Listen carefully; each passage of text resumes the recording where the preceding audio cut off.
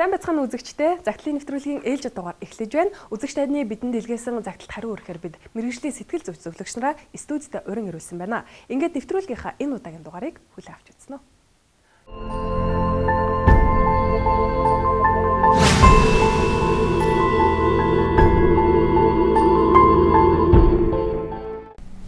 Тоглон сууж нэвтрүүлгийг хүлээн авч үзэж байгаа эрхэм үзэгч танд баярлалаа. Тэгээд сайн байна уу цагтлын нэвтрүүлэг тохиолж байна.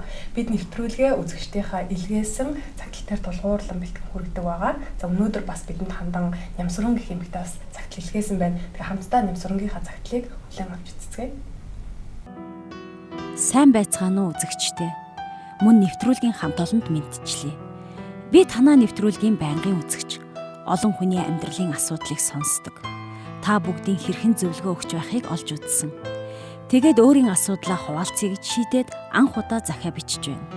Намайг Нямсран гэдэг. Одоо 37 настай. Нөхөрт гарч байгаагүй. Ганц би эмэгтэй. Одоо болтол ганц би гэхээр гайхаж байгаа үсттэй. Бүгд л тэгдэг юм. Сурч боловсроод ажил амьдралтаа болсон хойноо сайхан хантай болно гэж бодож төлөвлөж явсаар нэг мэдэхэд л нас нилээд явчихаж. Хэрвээ би сайхан, боловсралтай, өөрийн гэсэн гэр орон, унах унаа, ажил албатай байвал хүн бүхэн намайг хайрлаж хүндэлж, энэ бүхний эцэст би аз жаргалтай, дутах зүйлгүй амьдрнаа гэж боддог байлаа. Түүндээ итгэж өнөөдрийг хүртэл сурч, хөдөлмөрлөж, цаг нартаа уралдаж, өөрөө өөртөө өндөр шаардлага тавьж, олсон жаахан амжилтандаа бардаж ирсэн. Бага нас маань тийм ч их аз жаргалтай байгаагүй. Намайг 5 нас хүрдэг жил аав маань, ээж, 2 дүү бид дөрвийг хаяад явчихсан. Ээж маань 3 охиноо хүн болгох гэж гэрт им гадаа ир болж их завсан доо. Тэгээд л айхгүй болохгүй гэх үгийг байнга сонсдог, тарчиг амьдралаас би залхахдаа өөрийн 2 гараар аз жаргалтай амьдралаа бий болгоно гэж өөртөө амласан юм. Надад үргэлжил сэтгэл дундуур аз жаргалгүй нэг тийм дутуу мэдрэмж төрдөг байснаас өнгөтэй, мөнгөтэй, дутах зүйлгүй байвал бусдаар төгс хайрлуулж чадна гэх ойлголттой болчихсон байсан. Гэхдээ миний бодож байсан буруу байж би тэр бүгдээс аз жаргалыг мэдэрч чадаагүй. Маш их ганцаардаж байна. Өнгөтэй, мөнгөтэй сайхан эмэгтэй болж ээжигээ баярлуулна гэж бодож зорж ирсэн ч би амжаагүй. Ээж минь намайг магистр төгсдөг жил нас барьчихсан. Дүү нар маань одоо нэг мэдхнэ. Миний тусыг гуйхааргүй өөрсдийн гэсэн амьдралтай болчихж. Ажлын хариуцлагаас болж байнгын айж түгшиж яарч бас санаа зовно. Орой тараад гэртээ ирэхэд хинж байхгүй хоосон гэр намайг өгтдөг. Намайг хинж гаднаас харсан дутах зүйлгүй сайхан эмэгтэй гэж боддог. Миний хүссэн амьдрал бүгд надад ирсэн. Харин би хоосон хിവэрэл. Төгс байх гэж хичээх тусам улмал хэцүү санагдах юм. Гадаад үзэмж байгаа байдалд минь татагдсан олон залуус надад сэтгэлээ илэрхийлдэгч би тэдэнтэй хэсэгхэн хамт байж байгаад л ямар нэг өөг төвгүй хүн хад гаргаад ирчихдэг юм. Тэгээд ч 40 хүрч байгаа ганц би эмэгтэй гэхээр цэрэг хүн олон л байх юм. Намайг гэсэн залуус ч байдаг. Гэхдээ тэд миний материаллык зүйл гадаад төрхийг шохоорхсон сэтгэлээс цаашгүй гэдгийг нь би мэддэг юм. Надад таалагдсан ирчүүд дандаа ихнэр хүүхэдтэй. Өөрсдийн гэсэн амьдралтай хүмүүс байдаг.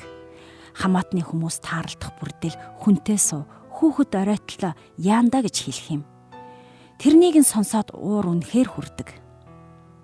За танаа нөхөр сайн өөрөө эмээ болсон гэлөө. Харин тэгсэн штэ эмээ олсон.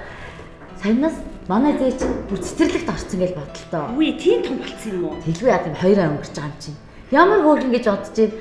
Юу бүр ингээл өдөр их тусмал улам хөөрхөн болоод байгаа юм шүү дээ. Нөгөө хоёр маань хичээлдээ яваал нэг нь ажиллаа хийгээл ингээл хичин ингээл байжлээ. Тий. Хүүхд хараад хөөрхөн байна уу? Хүүхд чи хөөрхөн штэ. Гэр бүлийн маань ганц баяр эсгэлэн байгаа юм чинь. Хүүхд хийснээс чи минь одоо хүнтэй суугаач. Над нас чинь бүр янлаа штэ. Одоо ингэсээр л хүүхд чинь хинцэтлээ штэ. Гээ орж гардаг хүн амт байдгүй юм чиж чадав. Ийм сайхан залуу, ийм сайхан үнд ч одоо нэг юм тэгээд авах болмоор юм да. Тэр болгон таалагдахгүй, санаанд хүрэхгүй. Бас хэцүү юм аа. Нөгөө нэг гунгасан сайхан намайг тоохгүй гутлаач чирсний би тоохгүй гэж үлгэр олоод байгаа юм шиг тээ. За бараг л тэндөө. Царай зүс яах вэ? Хамгийн гол нь амьдрал аваа явчих чам тань болчоор нэг ухаантайхан шиг л ирэх хүн байл. Царай зүс ямар хамаатай. царайны сайхны юм цайсуулж явах ш. Одоо юм ботсон дээр насцсан ч бүр болохоо ялаа. Би ятгагч.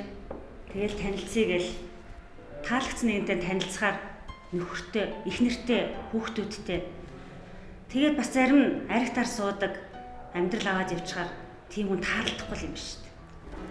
Бас ч одоо бас хэцүү болсон шүү. Хүний амьдралыг бол өстой тийм боснооч болохгүй. Зүгээр л нэг ганц би хүн хаа юм монцд юм бэ? Төөрөлдөл яваад байгаа илгүү дээ. Тэгж чад нэг хань хэвчлийн бараа боцсон дээ шүү. Би гэр бүл буснуулж бусдын амьдралд гар дүрхийг хүсэхгүй байна. Тиймээс л ингээд ганцаараа явж байна да.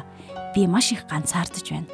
Ганц би үеийн залуусаа харахаар дандаа л арчаагүй, мэдлэг боловсралгүй аригтаар суудаг байх юм. Хин нэг нь татагдж дурлна гэдэг миний хувьд одоо худлаа л үсттэй. Өдөр хоног хайран урсаад л байх юм. Хаяа хэцүү ч юм шиг. Амьдрал үнэхээр утгагүй хоосон санагдаж байна. Би ганцаардж байна.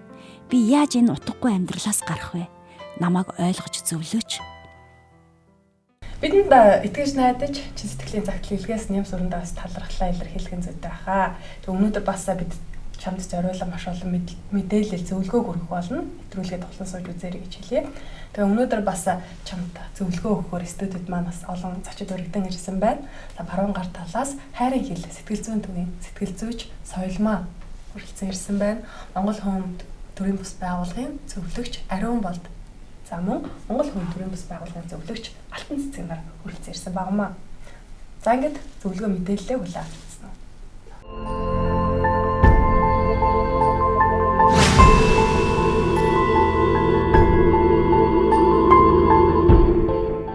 Нямсрангийн маань хувьд болохоор Баатар тийм тухайн зүйлийг ингээд өөрөө бүгдийг маш сайн хийх гэсэн тийм ээ төгс төгөлд байдал руу тэмүүлсэн. Тэгээд бусдын урдуур орж хариуцлага авсан ч байт юм уу тийм ийм зүйл байж болно. Магадгүй би тэр хүний дотор би аавгүй ч гэсэн би сайн амьдарч чадна гэдэг тийм дотоод тийм хандлага сэтгэл байсан байж болно. А энэ даамжраад тийм насанд хүрээд ингээд амьдрал төлөвшөөд ирэхлээр тий эр хөнгүүгээр тий нөхөргүүгээр би амьдрч чадах юм байна гэдэг тийм дотоос байсан байж болно шүү дээ. Тийм нөхцөл бас эргээд ихтэй хүнтэй харилцаа маань бас бүтлгүүдэж болно. Тэгэхээр энэ хандлагуудыг дотроос хайгаараа оюун санаанд чинь тий энэ буруу цайз бэхлэлтүүд ингээд босцсон буруу бодолснаас болсон юм бэхлэлт тий буруу юм арга замуудаас үүссэн юм төвлөрөл байх үе. Тэднийг ингээд нураагаад тий цэгцлээд оюун ухаанаа дахин шинчлээд ингэж өссөн нөхцөлд таны амьдрал бол аяндаа л тийм ээ сайн болно, шинчлэгдэнэ. Ингэж хэлмээр байна. Гэтэ энэ зүйлийнхаа төлөө өөрөө бас явах хэрэгтэй. Энийг хийх хэрэгтэй. Эхлэлийн хэрэгтэй явах уу? Тийм. Эхлэл нь бол за хувьчлаа сайн зөвлөгөө авах хэрэгтэй. Зөвлөгөө авах хэрэгтэй, сэтгэл зүйч хандах хэрэгтэй.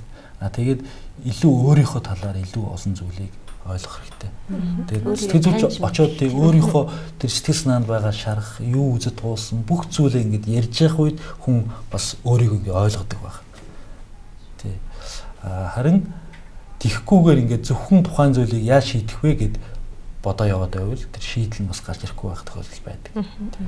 Ганцаардал эрүүл үзэгдэл мөн үү? Тодорхой хэмжээгээр байх ёстой. Зарим хүмүүс ярьдаг шүү дээ. Би ганцаардахаар надаас аюу хүч гараал. Би заримдаа би ингээл дуу зохиолоо. Тэгээд аюу ингээ асуудлынхаа голыг оллоо ч гэдэг юм уу.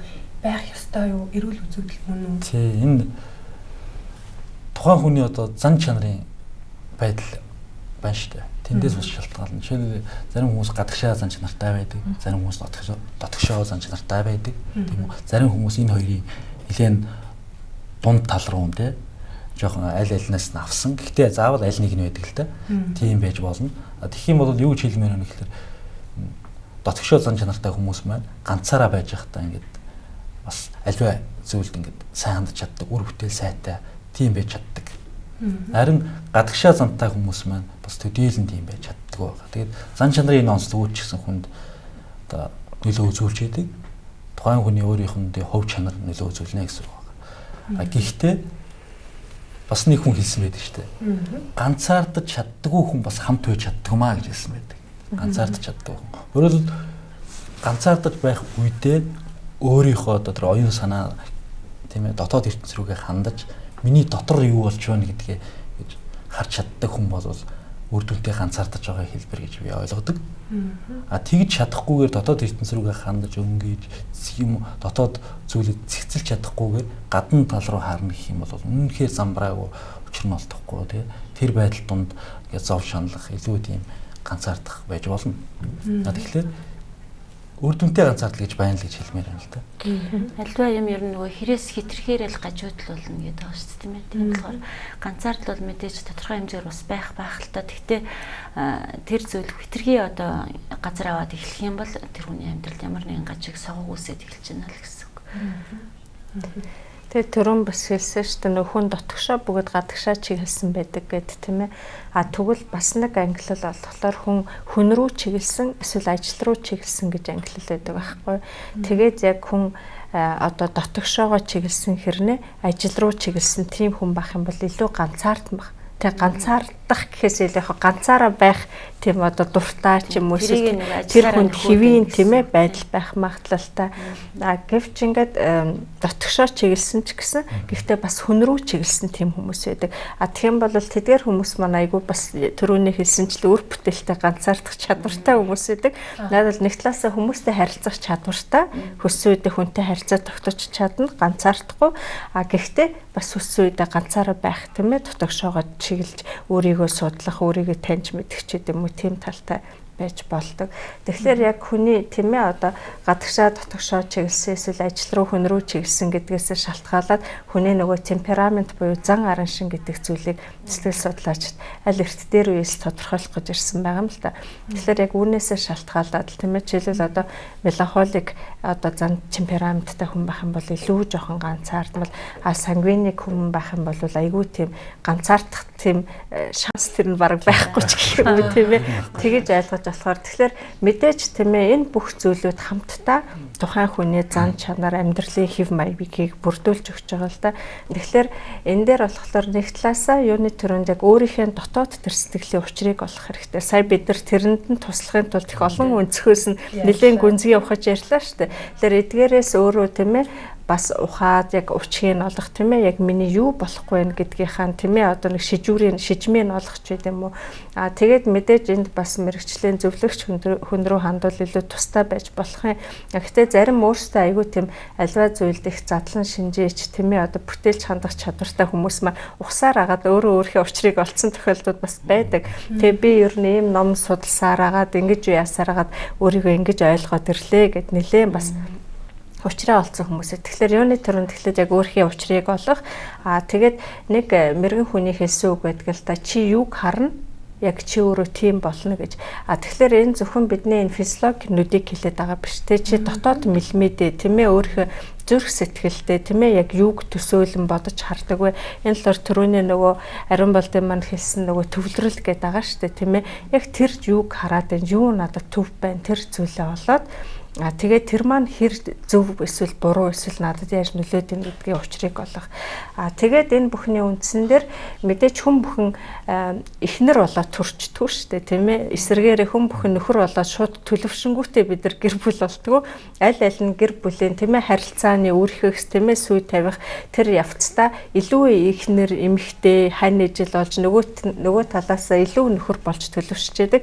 Тэгэхээр юу гэж хэлэх гээд байна вэ гэхээр Нямсруу маань ч гэсэн одоо 37-т одоо яг эхнэр байх, эмэгтэй хүн байх гэдэг чинь тий найз эмэгтэй байна гэдэг чинь ямар учиртай гэдэг тал дээр суралцаж тэр одоо цоо шин тийм ээ одоо ертөнц рүү бас хөл тавьж болно гэж би хэлмээр байна л та. Тэгэхээр үүнтэй холбоотойгоор манай хэдэн одоо сэтгэл судлаач гэр бүлийн радиод тэр гайхамшигт эмэгтэйгээр сургалт явуулдаг байгаа. Тэгээ тэнд болохоор ер нь яг эмэгтэй хүн байна гэхийн учир юу юм бэ? Яг одоо эмэгтэй хүнд ямар чанарууд бүрэлдсэн байх ёстой вэ? Өнөөдөр яагаад олон охтууд, бүсгүйчүүд маань тийм ээ нэг эхнэр болж төлөвшөхтэр маш их саад дотгортой уулзаад байдیں۔ Одоо уучраад байдیں۔ Тийм ээ. Тэгээ яагаад бид нар гэр бүл харилцаа бас бүтлгүүтэй дээ. Тэр бүхэн дээр бас тодорхой тийм боловсрал мэдээллийг олгож өгдөг байгаа. Тийм цуврал сургалт явдаг. Тэгээд гэхдээ зөвхөн энэч биш. Ер нь тийм ээ өөрийгөө яг эмэгтэй хүн, эхнэр хүн болох тал дээр бэлдэж болно гэдгийг хэлмээр байна. Тэгэх юм бол эрэгтэй хүнийг харах өнцөг хараач гэсэн бас өөрчлөгдөж ирнэ. Загтлыг уншиж байхад бас нэг зүйл байна л да. 40 хүрсэн эмэгтэй одоо надаас цэрүүхэн олон л байна гэж тийм ээ. Бас нөгөө талаараа одоо гэрийнхэн нах トゥ одоо танил тал хүмүүс нь тийм ээ. Гэрэлт одоо хурдхан гэрлээ одоо хүүхэд чинь оройтлоо энэ төр гишлэнгээр одоо яаруулж байна гэж тийм ээ. Тэгээ энэ маань энэ эмэгтэйд бас нэг ёсны одоо нэлээд тийм асуудал болоод байна. Эмэгтэй одоо өөрөө маш их яарал нэрээ би одоо болохоо болж байна тийм ээ. Би одоо хүнтэй сухгүй юу болохгүй нэ гэдэг тийм асуудал дээр төвлөрөөд хитрхи ингэж одоо яарал одоо янз янзын хүмүүстэй магадгүй их хурдан танилцж байгаа болов гэсэн тийм байдал надад бодогдож байна л да. Яг тэгэхээр яг энэ эмэгтэй шиг ийм асуудлаа над дээр нэг эмэгтэй ирж ирсэн. Тэгэд би одоо бүр оройтлоо гэж бодохоор сандраал би ингээл надад нэг гайгүй хандсан эрэгтэйтэй тийм ээ шууд л танилцдаг. Тэгэл энэ яг миний нөхөр болох жоохон таалагдах юм бол энэ яг миний нөхөр болох байх гэл ингээл яардаг гэдэг ингэж хэлжсэн. Тэгэхээр ингэж яарч тийм ээ асуудал руугаа харангуйтаа одоо яарал шууд алхам хийлгүүгээр тийм ээ асуудлаа зүгээр төр хойшин тавиад өөрийгөө илүү одоо түрүүн бид нэр зөндөө ярьлаа шүү дээ тийм ээ өөрийнхөө доторыг одоо сайн одоо хууч нэгжиж одоо өнгөчж үзээч тийм ээ өөрөө яг юм дээр яагаад байна вэ гэдгийг илүү харж үзээч гэдэг. Асуудал руугаа харах юм бол хүн ямар нэг одоо алдаа эндэгдлийг илүү их гаргах бах. Тийм учраас зүгээр асуудлаа ардаа орхио тийм ээ магадгүй та жилийн дараа ч юм уу сарын дараа ч юм уу өөрт таалагдсан тийм одоо айтайхан залуутай ч юм уу тийм ээ танилцаж болох юм. Нөгөө талаараа бас ингэж байгаа шүү дээ. Өөр ингээд залуучуудад танилцахаар одоо сул дорой арчаагүй миний үеийн залуучууд бол тийм ээ архи удаг арчаагүй сул дорой юм байна гэд. Төгс байхыг одоо илүү шаардаад байгаа юм болов уу гэсэн тийм ээ. Магадгүй тэр сул дорой гэдэг тэр эрэгтэй дотор тийм ээ илүү их хүн чанар илүү одоо хүмүүнлэг тийм илүү одоо тийм бусдын төлөө гэсэн чин сэтгэл байж болох юм шүү. Тийм учраас та бас арай өөр талаас нь бас тэр хүмүүсийг илүү бас харж үзээч тийм ээ. Тэр талыг нь бас орхигдуулаад тийм ээ энэ одоо санхүүгүй байна энэ хүнтэй би гэрлэж одоо чадахгүй тийм ээ. Энэ хүн одоо юу гэдгийг юу ч хийж чадахгүй одоо арчаагүй сул дорой хүн байна гэдэг ч юм уу ингээд цааш нь түлхээд байвал танд таарах хүн тийм амар бас олдохгүй болоо гэж хэлмээр байна. Гэхдээ нэмсрын маань ингээд давуу тал байгаа байхгүй юу? Яагаад гэвэл одоо энэ ингээд юмыг ухаарч тийм ээ илүү мэдэрдэг тийм насн дээр илүү тийм ухаан төлөвсөн тийм өөрийгөө харж чадах тийм тодорхой хэмжээнд бэлтгэгдсэн тийм насн дээр байна. Тэгэхээр энэ байдлаа давуу тал болгоод хэрэглээч тийм ээ. Давуу тал болгож хэрэглээд өөрөөр хэлбэл эерэг тийм тал руугаа хараад за надад бол ийм сайн тал байна. Зүгээрээ би чадна. Над маш сайн нөхөр тийм надтай уулзах болно. Ингээхийн тулд түрүүнд соёлмогийн хэлснээр тийм ээ би өөрийгөө сайн эхнэр болгон тийм бэлдэж чадчихав. Эрэгтэй хүн ч гэсэн эр хүүстэй төрдөг болохоос эр хүн болоод төрдөг эр хүн болж чадна төлөвшдөг тийм үү. 60 хүрээд эр хүн болж чадаагүй хүн ч байж болох нь шүү дээ. Тийм учраас бид нар гэрлээгүй тийм байгаа хүмүүст юу гэсэн зөвлөгөө гэдэг вэ гэхээр хэдий ч нэ та сайн бэлтгэгдсэн хүнтэй бас уулзах болно гэж хэлдэг. Энэ бол угаасаа нэг теорем гэдэг шиг тийм зүйл байгаа. Тэгэхээр бид нар хүүсийн боловсролын хувьд ч гэсэн, гэр бүлийн боловсролын хувьд ч гэсэн, эрүүл мэндийн боловсролын хувьд ч гэсэн тийм ээ бэлтгэгдсэн байх тусмаа илүү тийм одоо бас л бэлтгэгдсэн хүний хараанд л өртөн шүү дээ. Энэ бол үнэхээр те миний хайжсэн юм ихтэй. Бурхан над энэ хүнийг те 37 оноос хүртэл хадгалсан байх шүү дээ гэд магадгүй нэг хүн их баярлаа тэр хүний хүлээж авч болно шүү. Тийм итгэл найдвараа битээ алдаач те. Урам зоригтойгоор тэгээ өөртөө үн цэнийг өгөөд тийм ээ. Тэгээд ганцаараа байх үедээ өөртөө илүү сайн харилцаарай. Тэгээд харьцуулт битгий хийгээрэй. Ийм зүйлүүдийг хийж хийхэд болно. Тэгээд дөрөвчийн хэлсэн тийм ээ. Зөвлөгөө аваад өөрийгөө ойлгохгүй талууд байгаа бол зөвлөгөө аваад тийм тэр тал дээр илүү тийм шинжлэгдэж болно. Миний харж байгаагаар болохоор энэ нэмэгтэйгийн гол асуудал нь бол бас яг нэг юм ганцаардл юм уу эсвэл нөхөргүй өдөө хүртэл байгаа байдал биш тийм ээ. Яг энэ бол мэдээж бидэнд хамгийн нүдэнд төрөнд тусж байгаа зүйл юм л та. Гэхдээ яг хамгийн цаад талын асуудал тэг яг үндсэн асуудал юу вэ гэхээр ийм ганцаараа гэрлээгүй тийм ээ хүүхд төрүүлээгүй хэрнээ амьдрал дундуур аз жаргалтай бусдын төлөө ихийг бүтээж чадсан чадaltaй эмэгтэйчүүдийг ч гэсэн бид нар түүхэнд бас мэдэн штэ. Тийм болохоор хүний тийм ээ эмэгтэй хүний амьдралын аз жаргал бол зөвхөн гэр бүлээр мэдээж гэр бүл бол маш том хүчин зүйл боловч гэхдээ зөвхөн тэр бол бас биш гэдгийг бид нар санах хэрэгтэй. Тэгэхээр гэр бүлгүй ч гэсэн 100% сэтгэл хангалуун аз жаргалтай өөрийнхөө хүссэн хийсэн амьдралтаа тий одоо зорьсноо үнэхээр биелүүлж чадсан тийм одоо амьдрал дондор ирч хүчтэй алхдаг эмэгтэйчүүд байдаг шүү дээ. Хэдийгээр өөрөө яг гэр бүлийн гал голомтыг асааж тийм ээ өөрийн үр хүүхдүүдийг өсгөөгүйч бусдын нийгэм дунд тийм ээ зовж байгаа ганцаардсан хүмүүсийн төлөө асар их зүйлийг хийж чадсан хүмүүс бас байдаг. Тэгээ тэндээсээ амьдралын утга учирыг тэ сэтгэл ханамжийг авах магадлал бас байдаг.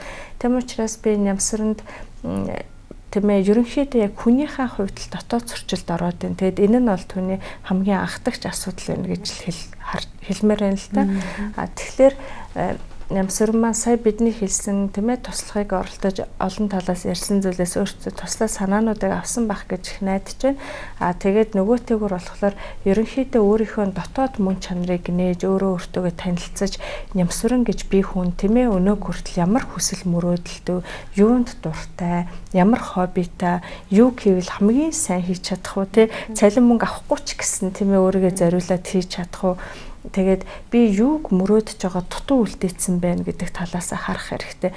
Яг л хүний амьдралыг одоо бид нэр ингээд өнөөгийн өнцгөөс авч үзэхээр олон хүмүүс зүгээр л нэг амьдралын шуурганд тугдсан мэт тийм ээ машин шиг л өрдөөсөө ингээд үүргээ гүйцэтгэж л ажиллаж байгаа байхгүй. Тэгээд энэ ч гэсэн Нямсрангийн захианаас бас харагдчихсэн л да. Ажил дээр алдаа гаргачихгүй тулд тийм ээ янз бүрийн одоо асуудалд орчихгүй тулд тийм ээ айж айгу санаа зовж төгсчээдэг гэсэн шүү дээ. Тэгэхээр энэ ч гэсэн бас асуудлын нэг хэсэг байгаад байгаа хгүй. Тэгэхээр чи үнэхээр зөвхөн нэг тийм ээ нэг албан байгууллагт одоо цомогтголд орчихгүй тулд ямар нэгэн байдлаар нэг өнөө маргаашийг өнгөрөөж тийм ээ орчин тогтнохын тулд амьдрч гэнэ үү.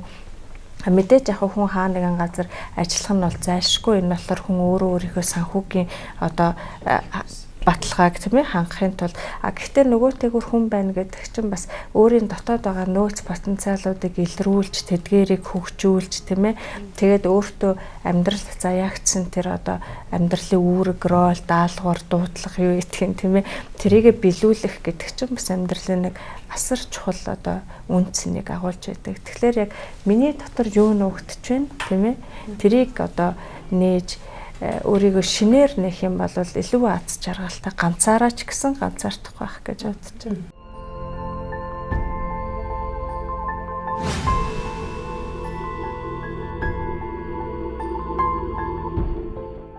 Нэвтрүүлэгтэй хамтдаа үзэгч танд баярлалаа. Сайн байна уу? Захидлын нэвтрүүлэг танд хүрч байна. Бид үзэгч таны эрүүлсэн захидал дээр тулгуурлан зөвлөгөө мэдээллүүдийг хүргэдэг байгаа.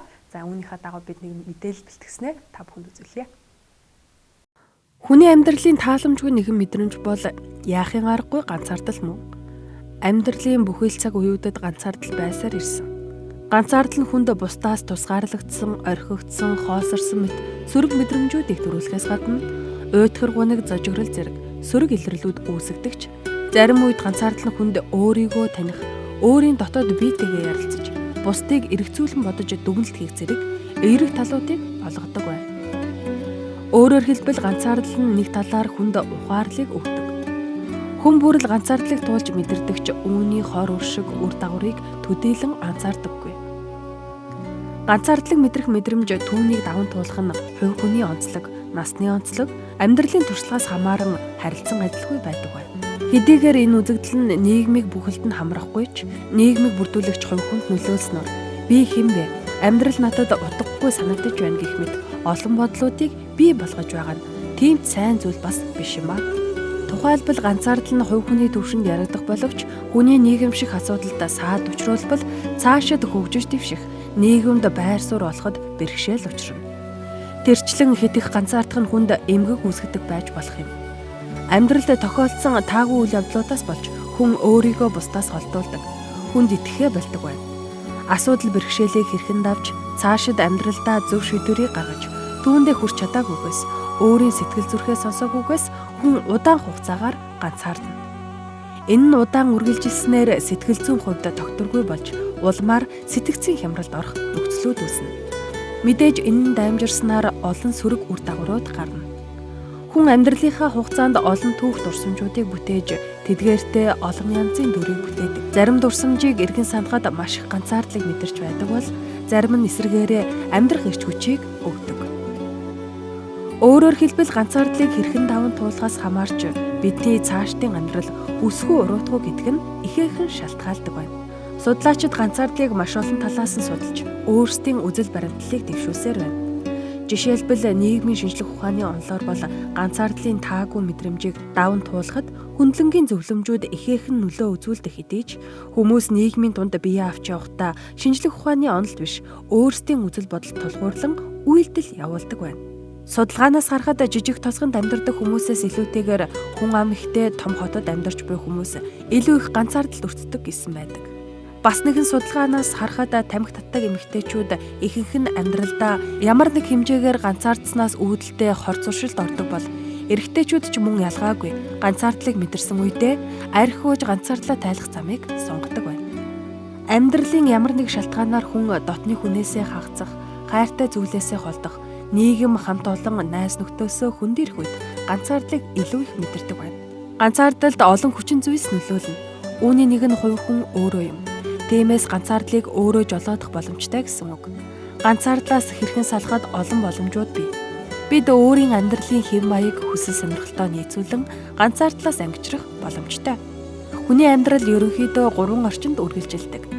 Нэгдүгээрт нь гэр бүлийн орчин, хоёрдугаарт нь нийгмийн орчин буюу ажил сургууль, найзууд. Гурав дахь орчин буюу өөрийн хүссэн орчин. Энэ 3 орчны аль нэгэнд ганцаардах эсвэл сэтгэл хангалуун байж болох юм. Эдгээр орчны алинд нь илүүтэйгээр ганцаарддгаа та өөрөөсөө асуугаарай. Амьдралын 3 орчны хоёрт нь илүү ганцаардаж байна гэж хариулбал танд ганцаардал үүсэх хангалттай нөхцөл бүрдсэн байна гэж ойлгож болох юм. Та өөртөө туслах хамгийн зөв аргыг сонгох нь чухал юм. Тухайлбал гэр бүл таны найз нөхөд очих дуртай газар, дотны хүмүүс гээд танд ойрхон таны сэтгэлд нийцсэн орчноо сонгох боломжтой. Нөгөө талаар хүн сэтгэл дотроо бүтээсэн ертөнцийн мөрөөдлөөрөө дамжуулан ганцаардлаас зайлсхийх хэрэгцээг хангадагч энэ нь сөрөг үр дагавартайг анхаараарай. Учир нь таны сэтгэл дотроо бүтээсэн ертөнц бодит ертөнцөөс ихээхэн ялгаатай байх нь ойлгомжтой бөгөөд энэ удаан хугацаанд үргэлжилбэл амьдралын сөрөг талуудыг ихээхэн хурцаар мэдэрч амьдралыг улам бүр үзэн ядах, амьдралын зориггүй болох аюултай юм. Өөрт тулгарч буй асуудлаа шийдэж хамт олонны дотор өөрийн байр сууриа олоогүйгээс үүдэн ганцаардалд ордог тул та сэтгэл зүйчэд хандаж зөв шийдвэр гаргаж болох юм. Ганцаардлыг эмчлэх олон арга замууд байдаг. Ганцаарчлсан сэтгэл заслын аргаас гадна бүлгийн сэтгэл засал хийх боломжтой. Ганцаардал нь сэтгэл гутрал буюу депресстэй холбоотой байдаг учраас шаардлагатай гэж үзвэл антидепрессант буюу сэтгэл гутралын эсрэг эм ууж болох юм. Мөн өөрийн дуртай амтнаа тэжээх нь зөв аргуудын нэгт орох юм.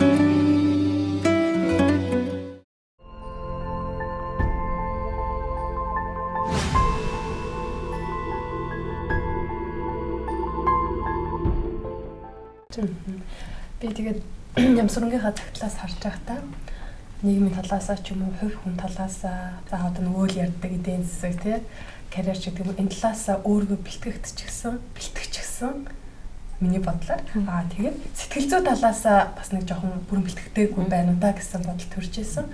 Үүн дотор юу орох вэ гэхээр өөрөө ч гэсэн цахианд дурдсан байсан. Ингээд надад таалагдсан тий нийтгэлийн хүлээсэн ийм хүмүүс дандаа гэр бүлтэй байгаад байгаа. Тэгээ би энийг зөвшөөрөхгүй тий бас маш жоромтой юм хандж илээ л да. Гэхдээ надад болохоор миний үеийн залуучууд гэхээр нэг арчаагүй байна, болохгүй байна тий ингээд байгаа. Итгэхгүй байгаа юм болов. Магадгүй октод бид нар бүсгүүчүүд бид нар бас харилцаан дээр аягүй хаалтаа гаргадаг штэ.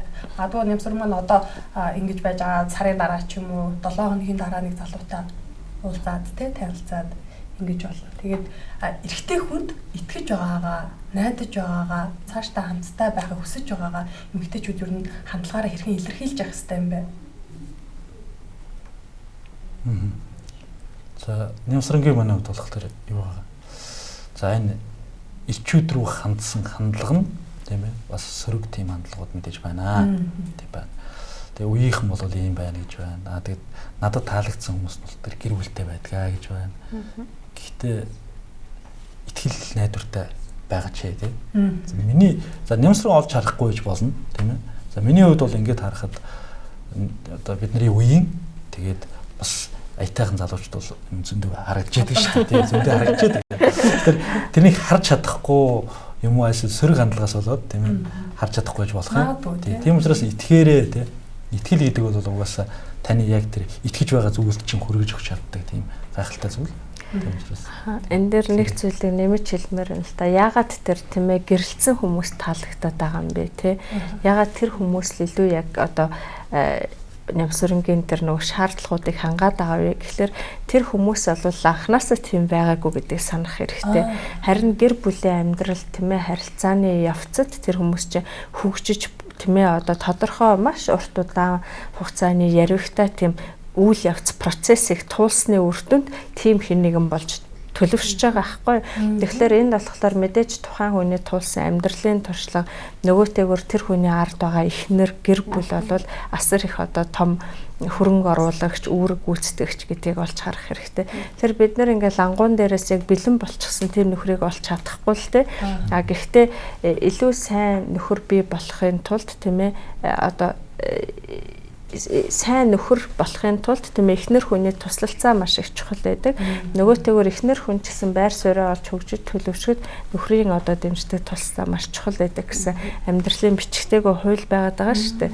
Тэгэхээр чин тэрний дагуу ч гэсэн хүн бүхэн л өөрийнх нь замыг тулж иж тэр дундаас өөрийнхөө хан хүүг болж авна л та.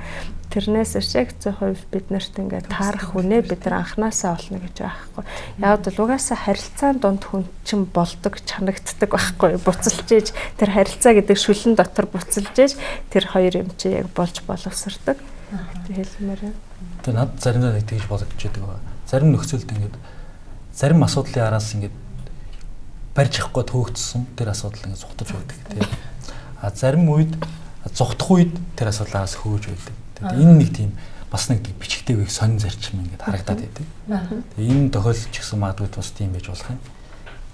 Яг би нөхөртөө болмоор байна гэл яг бүр явах тусам тэгээ хэцүү юм шиг. Ховор юм шиг. Харин өөрийгөө бэлтгээд өөрийгөө нээгээ тийм ээ. Тэгээд илүү үнцэнтэй тийм байгаа үед харин нөгөө үсээд байсан хүнтэйгээ зайны хань зам дээр гэдэг шүү дээ. Таарлаж болох юм.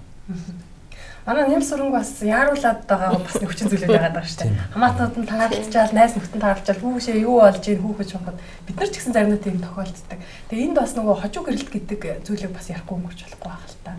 Одоо магадгүй манай залуучууд, бүсгүүчүүд маань өөрийгөө бас их боловсруулах гэдэг явдаг болчтой гадаад дотоод сураад. Тэгээ магадгүй би нэг олохгүй ингээл энэ мэд асуудалтай толгороод байгаа хэл та. Та бүгдийн хожуу гэрэлт гэдэг тал дээр бас төвчөн бидэнд бас хөрстэй зүгээс бидний үеийн залуучууд нийгмийн нэг онцлог нөхцөл байдал шалтгаалаад ийм зүйл одоо их болж штэ харцсангүй их болж штэ хожуу гэрэлт бол их болж байна. Жишээ нь одоо 80 хэдэн оны үед ч юм уу те байгаагүй хожуу гэрэлт бол гэдэг бараг байхгүй штэ. Ихэнх нь л тийм ээ. Ерөөсөө л гэрэлдэг наснд нь 18-аас нэг 22 ч юм уу те тийм наснд л гэрэлждэг байсан. Тэгвэл одоо ингээ харах юм бол тийм биш болсон штэ. Хожуу гэрэлт бол маш их болсон. Ягаад гэвэл тухайн өөрийгөө боловсруулах, гадаад дотоод юу суралцах, бизнес хөгжүүлэх гэдэг хэсэг хугацааны дараа амьдралаа зохиож байна. Тийм учраас энэ бас нийгмийн нэг ийм процесс үйл явц явж байна, үзэгдэл явж байна гэж харж байна л да. Тэгээд ийм хүмүүс бол их байдаг. Зөвлөгөө авч байгаа хүмүүс дотор ч гэсэн ийм хүмүүс бас их байдаг. Нэлээд их байдаг. Тийм учраас одоо Нямсрынгийн үед бол энэ ганцхан Нямсранд байгаа проблем биш ээ, тийм ээ. Өөр олон хүмүүс ч гэсэн байгаа. Гэхдээ ганц энэ проблемыг яаж даван туулах вэ гэдэг нь чухал юм аа. Тийм баярлалаа. Бас нэг асуулт байна. Нямсрынгийн бас захиаг уншиж бас бодогдчихсэн. Одоо бидний тунд хамтран амьдрагч гэдэг юм бол байгаад байгаа шүү дээ. Тэгээ бидний ээж аав ч юм уу хүмүүс хэлэхдээ энэ хамтран амьдрна гэдэг бол нэг талаас тийм ээ маш сөрөг юм аа. Гэр бүлийн үнцэн гэдэг зүйлийг алдагдуулаад байна.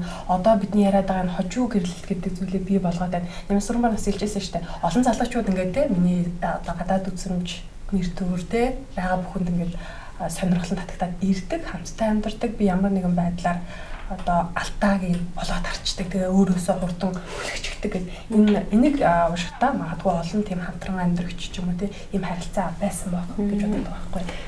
Тийм хамтран амьдрагч гэдэг ингээд байгаа. Тэгээ энэ бол яг зүгээр хүмүүс одоо гэрлэлтийн нэг зарчмыг бас ингээд гуйлаад байгаа юм болов уу гэж би өөртөө бодд. Тийм л да. Гэрлэлт гэдэг бол ерөөсөө эцсийн хүртлээр бие биенийхээ төлөө хариуцлага хүлээх ёстой. Тийм зүйл байгаа юм л да. Гэтэл хамтран амьдрагч гэдэг зүйл бол зүгээр л бие биенээ нэг хэрэглээл, ашиглаад тийм ээ.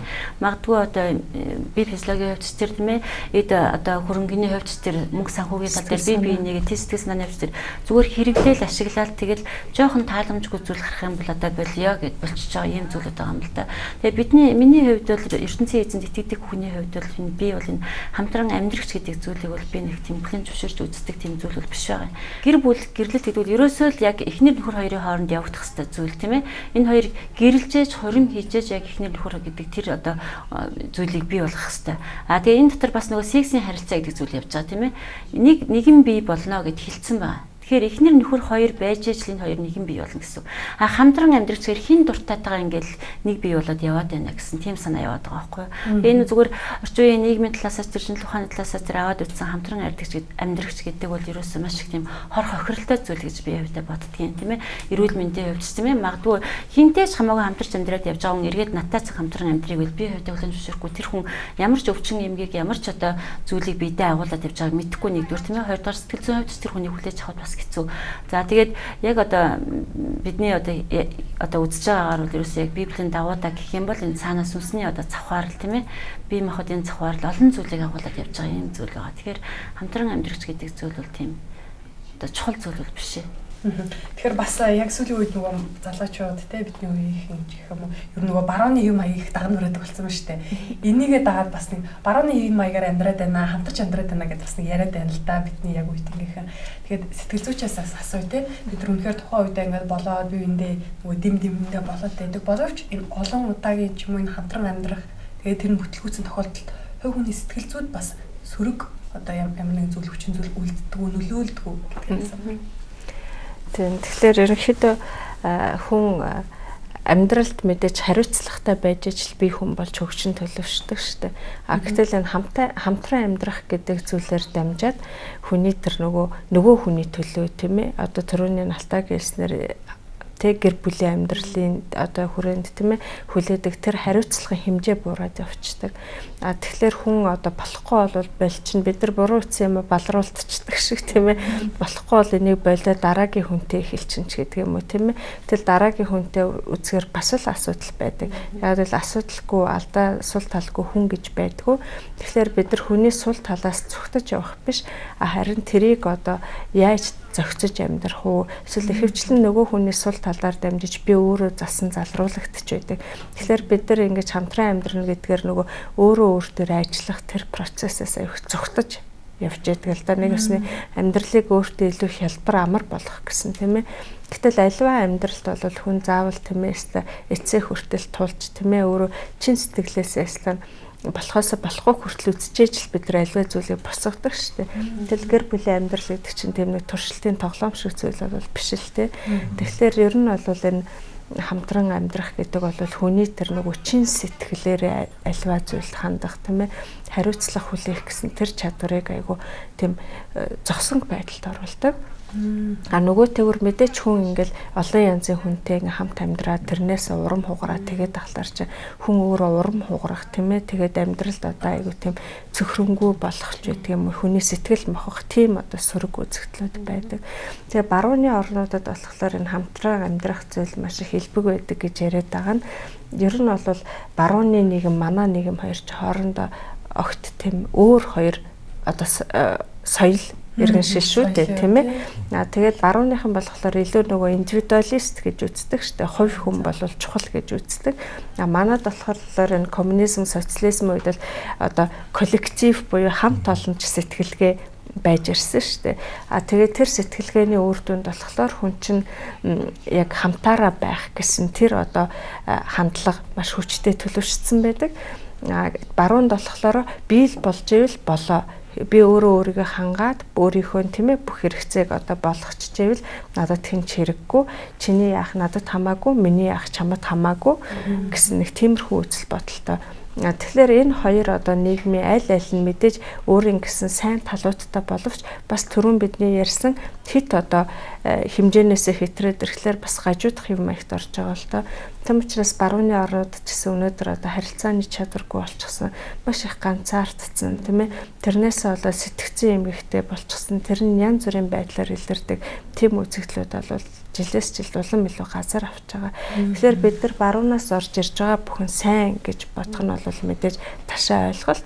Тэгэхээр Энэ бүхнээс тийм ээ гаднаас орж ирж байгаа зүйлүүдээс манай одоо Монгол сэтгэлгээ, манай соёл иргэншилт тийм ээ тэгээд эрүүл хүний тийм ээ эрүүл сэтгэлгээнээс аваад үзэхэд ч гэсэн юу нийцж чинь үгүй байна гэдэг дээр бид нар өөрсдөө маш их ялгаж салах төр чадвартайгаар л хандах хэрэгтэй гэж хэлмээр байна.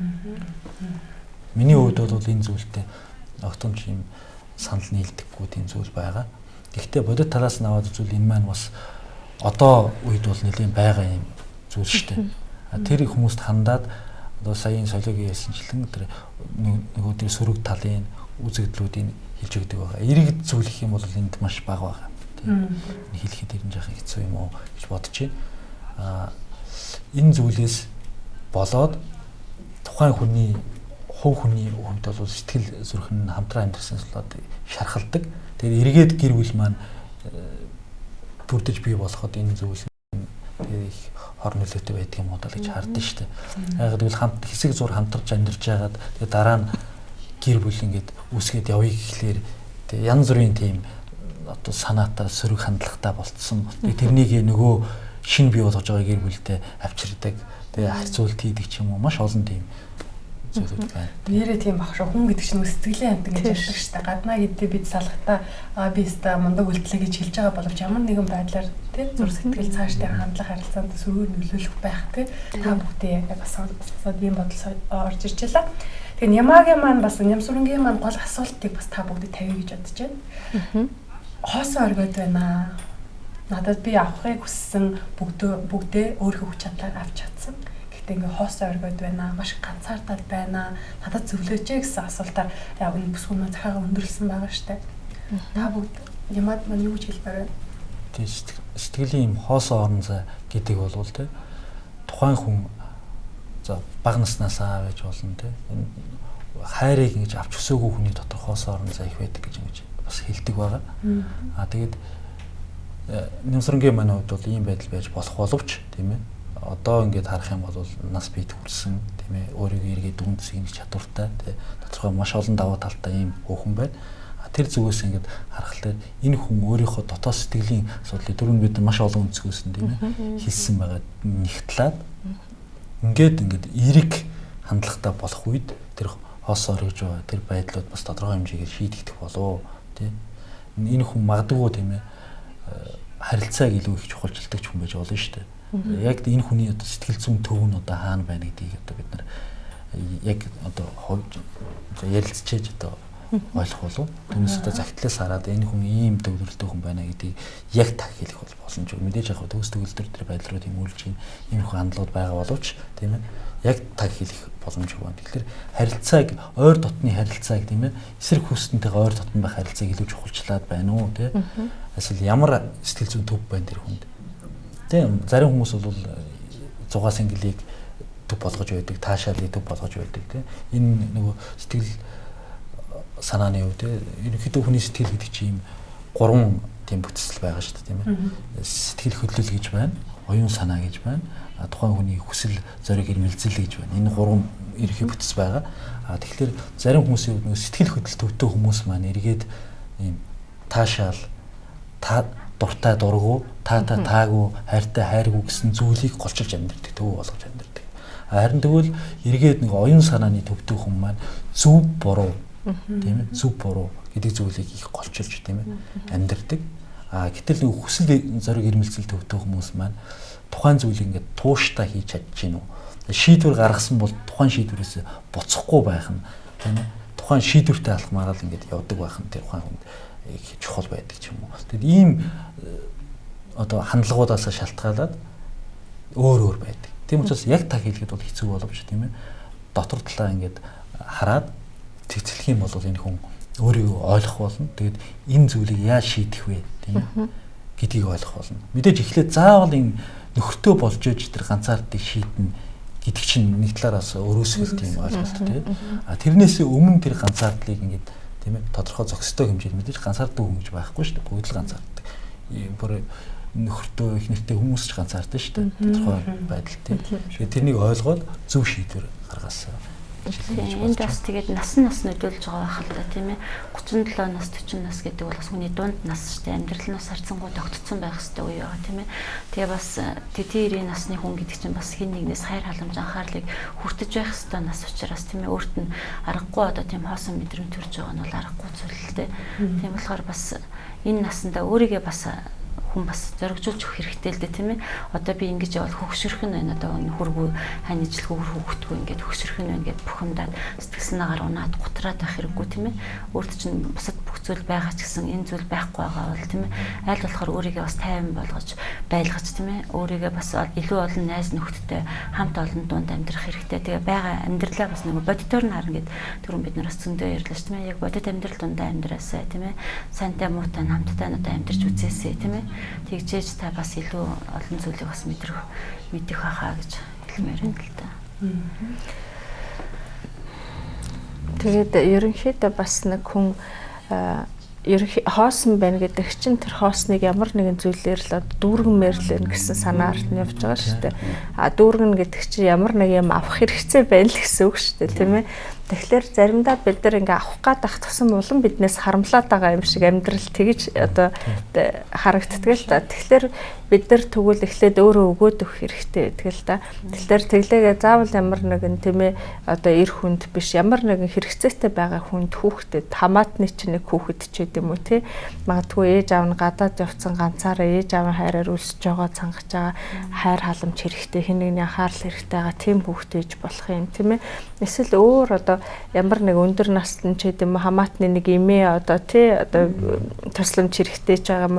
Юу гэдэг зүгээр л нүдэ нэг нэгээл эргэн тойронд байгаа амьдрал хүрээллийг хараад өөрөө тийм ээ өөртөө байгаа өгч болох зүйлээсээ бусдад өгөөд эхлэхээр аяндаа тэр хүмүүсээс чинь тийм ээ баярлах, талархах тийм ээ одоо хариу тий ирнэ. Даашаа тэр хүмүүсээс буцаж тэр хайр ирэхгүй байсан ч гэсэн та өөрөө өгч байгаагаа уушаа сэтгэлийн чинь тэр хоосон орон зай чинь дүүргэж эхэлдэг. Тэгэхээр авчээс өөрөөсөө эхлээд алхам хийгээд тий итгэлтэйгээр өөдрөг тийм ээ тэгээд дотоод сэтгэлээрээ баян тийм ээ надад өгөх юм байгаад гэсэн үднэс тийм ээ зөвхөн материалдық зүйлийг яриаггүй шүү дээ тий тэр хандлагаар хандаад тэгээд одоо өөрөө өөрийгөө нэх аян замдаа гарч идэл тэгээ болох бол гэж бодож байна. Тэгээ ганцаардлыг шийддэг хов хүний одоо төрөл бүрийн одоо аргууд байна л да. Тэгээ өчигдөр би интернетээс аваад ганцаардл гэсэн сэдвэр ингээд блогуудаас хайлт хийж үзлээ. Тэгэхэд ганцаардлын талаар маш олон гэдэг блогууд ингээд хүндсэн байна л да. Тэгээд гэхдээ ихэвчлэн дандаа нөгөө бодит би ийм байдлаар ингэж ганцаардж байна гэсэн зүйлүүд ингээд дэлгэд тавьсан.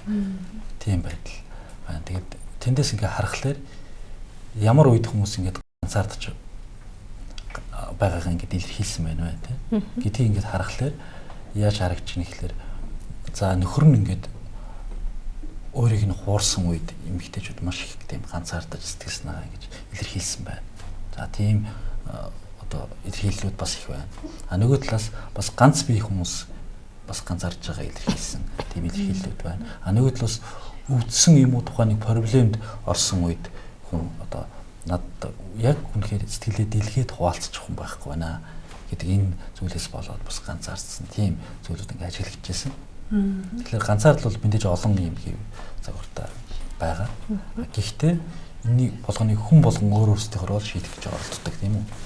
Өөр өөрсдийнхөө шийдэх гэж оролддог. Тэгээд Нямсрангийн маань энэ одоо энэ байгаа нөхцөл байдлын хувьд тийм ээ. Энэ бол бас тийм бүр нэг хэцүү тийм байдал биш шүү дээ.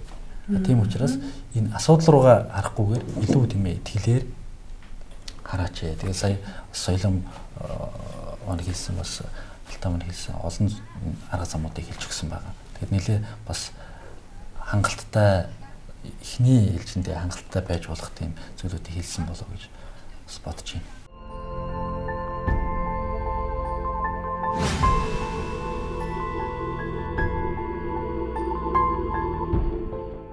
Тэгэхээр үнэхээр ганцаардл бас нэг талаас үнэхээр аимшигтай өвчин гэж би зүгээс дүгнэж юм л та. Ганцаардлаас болж олон хүмүүс амьдралаас тий явсан байдаг. Ганцаардлаас болж олон асуудал гарсан, асуудалтай тулгарсан ийм дүр зургийг бид олон хардаг. Тэгэхээр төгсгөлд Нямсранг маань урамшуулж бас зөвлөгчд маань бүгдээрээ нэг тийм ганцаардлаас гарах тийм бяцхан аргыг бас зааж өгөөч. Тий. За өчигдөр бас интернетээр харж байгаа хүмүүс нэг шийдэж байгаа аргууд нь өөр байсан байхгүй. Яг тэр би бол ингэж шийдэж байна гэж бичсэн байсан л та. Тэгэхэд нэг одоо эмхтэй ингэ бичсэн байсан. Би Есүст итгэснээр энэ ганцаардлыг бол шийдэж чадсан гэж би хувьдаа үзэж байна. Миний хувьд бол ингээд залбирах үед би үнэхээр ганцаардлаас гардгаа гэж хэлсэн байгаа. Тэгэд миний хувьд ч гэсэн мөнхийсэнд итгэдэг хүний хувьд би ч гэсэн ганцаардах үе байдаг шүү дээ. Тэгээ би ч гэсэн ганцаардах үе байдаг. Тэгээ тэр үед мөнхийс илүү хандаад залбирдаг байна. Залбираад сэтгэл санаагаа нээгээд хуваалцаа тухайн зүйлийн талаар ингээд илүү хуваалцах үед мөнхийн эсэн илүү тэн зүйлээс гарах арга замуудыг нээж өгдөг, харуулж өгдөг. Энэ зүйл маш их бодиттой байдаг байна. Тэгэд энэ арга замыг ч гэсэн тэг хараасаа. Тэгэд Библиэлд бас хэлсэн байдаг. Ганцаардаж зовсон нэгнээ над руу ингээд хандаа гэж Библиэлд маш олон газарт ингээд хэлсэн. Тэгээд дуулал 68 дугаар бүлгийн 6 дугаар ишлэлээр хэлэхдээ үж хэлсэн байгаад эзэн ганцаардагчдад зориулан гэрийг бий болгож өгдөг гэж хэлсэн байна. Тийм учраас бидний найдвар бол мөнхийс лөө хандаад тэр зүрх сэтгэлээ нээх үед тийм ээ ганцаардж байгаа тэр зүйлийг хэлэх үед бидний сэтгэлийг бас хоос орон зайг тэр өөрийнхөө тэр мөнхийн хайр ивэлэр ингэ дүүргэж өгдөг. Үүнд бол би үнэхээр маш их талархдаг байгаа. Тийм учраас бид одоо хэцүү зовлонтой байгаа үедээ залбирч болно. Тэгээд миний бас нэг сайн мэддэг хүн маань юу хэлж ирсэн бэ гэвэл залбирал тийм ээ одоо ганцаард санаа зовсон байдал хоёр бол нэг үгээр л ялгаатай байд юм аа гэж хэлж ирсэн. Тэр үг нь бол эзэн минь ээ гэсэн үгээр ялгаатай байдгаа гэж. Бид нар ингээ ганцаардаа зовх үедээ эзэн минь ээ гэж залбирх үед бид нар хуваалцаж сэтгэлээ уудлаж эзнээс эргээд тэр арга замуудын талаар тийм илүү тэр тайвшрал амар тайван хийгээд гарах арга замуудыг хүлээж авдаг. За тэгвэл санаа зовж байгаа хүн бол яах вэ? Тэр тухайн асуудлынхаа талаар л бодоол байна. Тэгээд эндээс гарах арга зам гарч ирэхээс илүү тухайн сөрөг төвлөрөл нь илүү их болох хандлага байд юм шиг гэж харагддаг. Тийм учраас юмсрынгээ урамшуулад энэ арга замуудыг бас хэрэглээрэй. Тэгээд мөнхийн эзэн бол ганцаарцны хэдтэй хамт байдаг юм аа гэж хэлмээр байна. Соёлогч маань юу гэдэг вэ? Ер нь яг хоо сая хэлсэнчлэн ганцаардлаас гарах их олон янз бүрийн арга замууд байдаг шүү дээ, тийм ээ. Тэгэхдээ за би одоо ганцаардлаас гарахын тулд энийг хийж үзье, тэрийг хийж үзье гэдэг ахлаар бүр улам нөгөөх нь нэмэгдээд байгаа юм шиг, улам ганцаардаад байгаа юм шиг мэдрэмж төрдөг. Тэгэхээр хүн зүгээр л яг өөрөө чи юунд дуртай байна, тийм ээ. Өөрийнхөө амьдралыг бас хүн нэг дахин үүсэхдээ өөртөө шин төлөвлөгөөнүүдийг гаргаж болно шүү дээ, тийм ээ. Жишээлбэл одоо за би одоо ингээд нэг цэцэг тийм ээ ногоо тарьж сурах ч гэдэг юм уу, эсвэл би одоо ингээд нэг яагаад юм ганцаардж байгаа хүмүүс зориулсан нэг тийм уулзалт зохион байгуулж болтгүй юм ч гэдэг юм уу, тийм ээ. Өөрөөр хэлбэл юу гэхээр ямар нэгэн тийм бүтээлч бас нэг аргыг хэрэгжилж болно гэж хэлэх гээд байна л да, тийм. Тэгэхээр ийм ганцаардлаас болоод их олон гайхалтай тийм өнөөдөр бүр олон зуун жил болоод бусдад тусалж байгаа тийм үлсүүдч байдаг л да. Тэгэхээр ганцаардсан учраас тийм ээ нэг ээж нөгөө даун синдром гэдэг нөгөө өвчин байдаг шүү дээ. Нөгөө хромосом тийм ээ 23 дахь хромосом нь 2 давхар гарчихсан гэдэг давхар гээд тэгээ тэрнээс тийм хүү төрөөд тэгээ тэрнээсээ олж гэр бүлдээ тийм ээ тухайн тосгон хоттой маш ганцаардчихсан. Ер нь ийм ээжүүд цөөнгүй байдаг юм байна. Би ганцаараа юм биш юм байна гэдэг олж мэдэнгүүтээ тийм хүүхдтэй ээж нарт зориулсан нэг тийм тусламжийн бүлэг нээсэн байгаа юм л та. Тэгээ тэрүүгээрээ өнөөдөр бол тэр ээж ганцаардах завгүй. Нэгт хоёрт болохоор маш их олон ээж нар аав нар болон хүүхдүүдэд амьдралын урам тэтгэж байдаг. Тэгэхээр бид нар яг өөрийнхөө тэр асуудлаас яаж илүү тийм нөгөө Дейл Карнеги гэж нэг хэсэг нэрт гарсан нэг харилцааны сэтгэл зүйчсэн ш. Тэрний хэлдгээр яаж нөгөө нэг жүржийг тийм ээ шахаж одоо шүүс болгох вэ гэсэн санаа байдаг ш. Тэр сэтгэлээ бид нар бас өөртөө хөвшүүлж олно гэж хэлмээр байна. За миний хувьд болохоор амьдралынхаа хэм маягыг нэг шал өөрөөр тийм ээ хийгээд үзээсэй. Өнөөдөр өөрөө яг бүх зүйлийг төгс байлгахын төлөө зүтгэсэн юм чинь тийм ээ. Эсэргээрээ тэгвэл бүх юм зүгээр замбраагүй юм шиг ч юм уу тийм ээ. Орхиод нэг хаяад үзээч тийм ээ. Зүгээр нэг орхиж хаяад өөрийнхөө зүгээр дур зоргоороо нэг одоо тэгтээ дур зоргоороо ихэр бас бүр хитрхи хамаагүй одоо туйлширч биш л дээ тийм ээ. Дур зоргоороо гэж чинь бас хязгаартай. Дур зоргоороо чөлөөтэй нэг тэгээ амьдраад үзээч тийм ээ. Урд чинь тэгээд амьдрал өчнөө байна чиний урд өчнөө амьдрал байна. Тийм учраас санаа зовх зүйлгүйгээр тэгээд яваад үзээсэй гэж хүсэж байна. Тэгээ би бас өөрөө бас би маш ганцаардчихсан. Ганцаардлыг бас туулж өнгөрөөсөн хүн л дээ. Тэгээд энэ талаараас ч гэсэн бодоод үзэхэд би хувьдаа бол яг ертөнцийн эзэнд итгэжээж тийм ертөнцийн эзэн бол үнэхээр хүнийг бас ганцаардлаас гаргаж чаддаг. Үнэхээр намайг олон найз нөхдөдтэй үнэхээр намайг бас одоо өргөж өгсөн ийм хүн одоо ийм одоо бурхан байгаа. Тэгээ би үүнд үнэхээр итгэж өөрийнхөө амьдралыг зориулж байгаа хүний хувьд л өөрийг чинь бас ертөнцийн эзэнд итгээрэй гэж хэлмээр байна.